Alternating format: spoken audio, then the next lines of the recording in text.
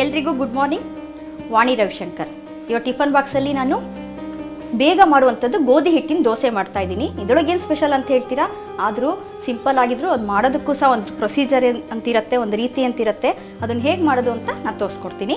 ಗೋಧಿ ಹಿಟ್ಟಿನ ದೋಸೆ, ಇದಕ್ಕೆ ಬೇಕಾಗುವಂತಹ ಪದಾರ್ಥಗಳು ಗೋಧಿ ಹಿಟ್ಟು, ಅಕ್ಕಿ ಹಿಟ್ಟು, ಇದಕ್ಕೆ ಮೆಂತ್ಯ ಸೊಪ್ಪು ಹಾಕ್ತಾ ಇದ್ದೀನಿ. ಸಬ್ಬಸಿಗೆ ಸೊಪ್ಪು ಸಹ ಹಾಕ್ಬೋದು ಅಥವಾ ನಿಮ್ಮ ಇಷ್ಟ, ಪಾಲಕ್ ಸೊಪ್ಪು, ಯಾವ ಥರ ಸೊಪ್ಪುಗಳು ಬೇಕಾದ್ರೂ ಹಾಕ್ಕೊಬೋದು.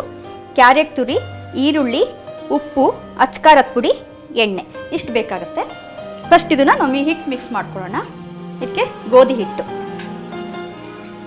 ಯಾವಾಗಲೂ ಮನೆಯಲ್ಲಿ ಎಲ್ಲರ ಮನೆಯಲ್ಲೂ ಸಿಗುವಂತಹ ಒಂದು ಹಿಟ್ಟು ಗೋಧಿ ಹಿಟ್ಟು.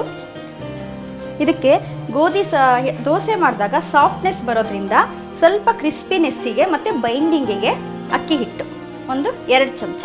ಸ್ವಲ್ಪ ಕಲರ್ಫುಲ್ ಆಗಿರಬೇಕು, ಹೆಲ್ತಿ ಆಗಿರಬೇಕಲ್ಲ, ಅದಕ್ಕೆ ಕ್ಯಾರೆಟ್ ತುರಿ, ಸ್ವಲ್ಪ ಈರುಳ್ಳಿ, ಆಪ್ಷನ್ ಇದು. ನಾನು ಸೊಪ್ಪು ಹೇಳಿದ್ನಲ್ಲ, ಮೆಂತ್ಯ ಸೊಪ್ಪು ಹಾಕ್ತಾ ಇದ್ದೀನಿ. ಸ್ವಲ್ಪ ಕಹಿ ಬರುತ್ತೆ, ತೊಂದರೆ ಇಲ್ಲ, ಆರೋಗ್ಯಕ್ಕೆ ಕಹಿ ಸಹ ತುಂಬ ಒಳ್ಳೆಯದು.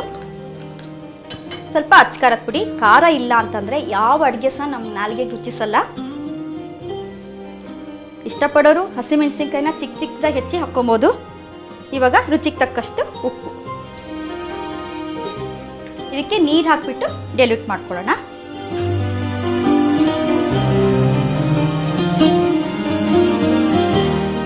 ನೋಡ್ಕೊಂಡು ನೀರು ಹಾಕಬೇಕಾಗತ್ತೆ.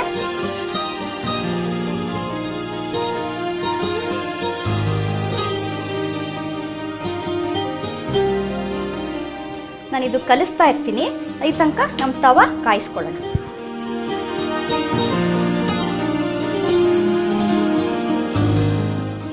ಸ್ವಲ್ಪ ಎಣ್ಣೆ, ತವ ಕಾದಿದೆ. ಸ್ವಲ್ಪ ದಪ್ಪ ಹಾಕ್ಕೊಂಡ್ರೂ ಪರವಾಗಿಲ್ಲ, ಯಾಕೆಂದರೆ ಬಾಕ್ಸಿಗೆ ಹಾಕೋದ್ರಿಂದ ದಪ್ಪ ಇದ್ದರೆ ಆರಿದ ಮೇಲೂ ಸಹ ಸಾಫ್ಟ್ ಆಗಿರುತ್ತೆ.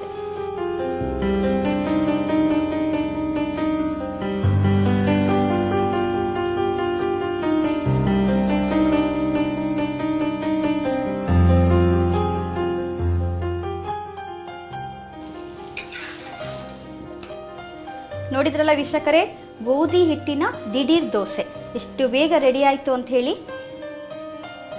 ಮತ್ತೆ ನಾಳಿನ ಸಂಚಿಕೆಯಲ್ಲಿ ಮತ್ತೆ ಇನ್ನೊಂದು ತುಂಬ ಡಿಫ್ರೆಂಟ್ ಆಗಿರೋ ರೆಸಿಪಿಯೊಂದಿಗೆ ನಾನು ನಿಮ್ಮನ್ನು ಮತ್ತೆ ಭೇಟಿ ಮಾಡ್ತೀನಿ.